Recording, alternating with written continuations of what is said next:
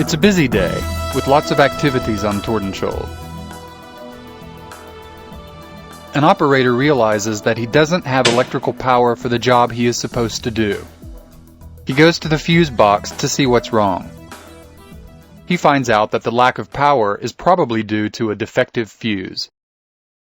The operator has one hand on the outside of the fuse box, while he tries to find the fuse inside the box with his other hand.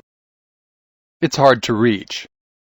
When he finally gets a hold of the fuse, he gets a powerful shock and burns himself.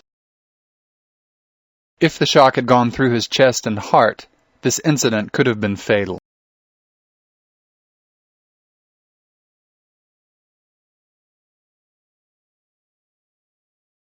This presentation is based on an actual incident.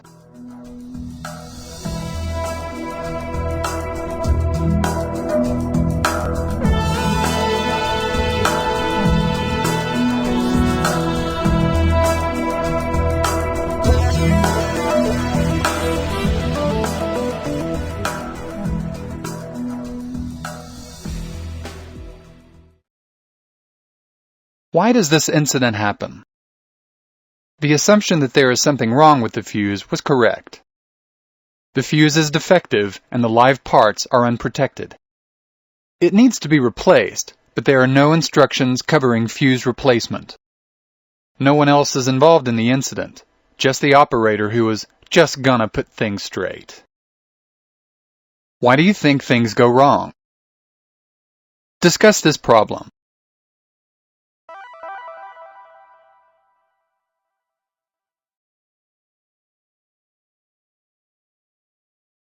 When performing this task, you must always use proper personal protective equipment.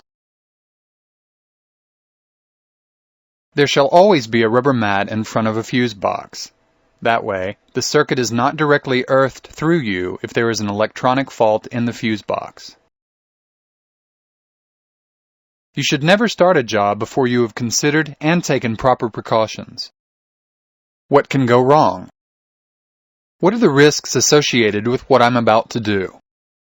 Has this job been cleared with the control room? Fortunately, this incident did not have a fatal consequence.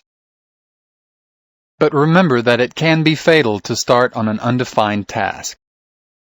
Without proper equipment, without clearance, and without considering the potential risks, without taking precautionary measures. What can we learn from this incident? And how can we prevent such incidents from happening again?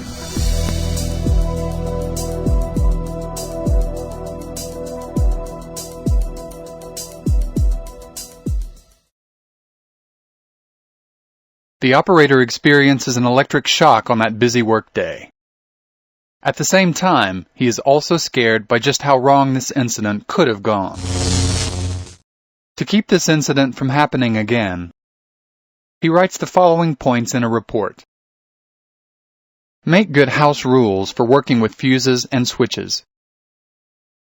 Plan and implement requirements for personal protective equipment, and ensure that there is always a minimum of the proper personal protective equipment on board.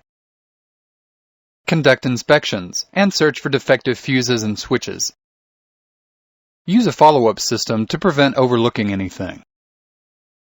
Make sure that procedures are adhered to for electrical equipment on board. Train personnel who will be working with electrical equipment, and especially with fuses and switches.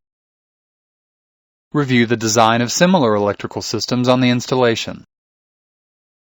Ensure that there are rubber mats in front of all fuse boxes. Assess roles and responsibilities for similar electrical installations.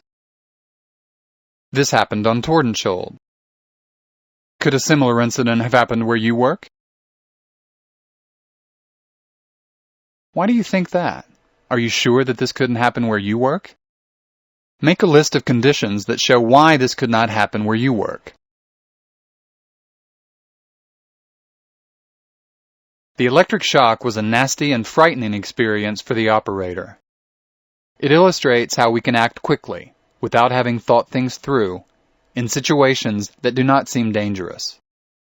Consider whether there are other situations where this kind of just gonna attitude presents a threat at your workplace. How can we change attitudes to make sure everyone stays safe? What can we do to get rid of the just gonna attitudes? Our work is never so important, nor so urgent, that we don't have time to do it safely.